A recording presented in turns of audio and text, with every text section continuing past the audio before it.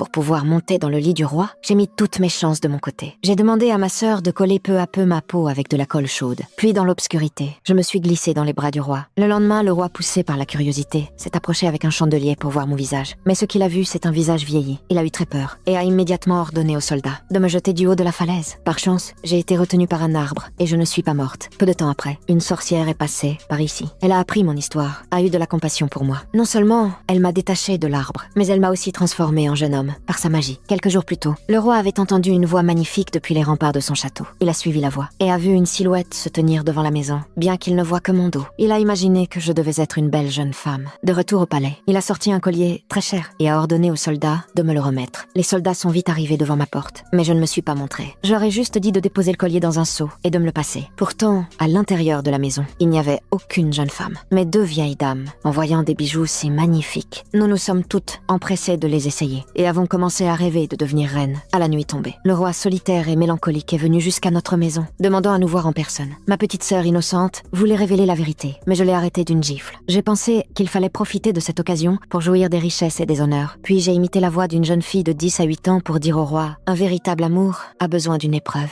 Si tu viens me voir dans une semaine, je te laisserai admirer un de mes doigts. Le roi a trouvé cette idée nouvelle et a accepté avec plaisir. Mais quand le roi fut parti, ma sœur a commencé à s'inquiéter. Mes mains sont déjà ridées et relâchées. Et dans 7 jours, mais je n'étais pas du tout inquiète. J'avais déjà trouvé une solution.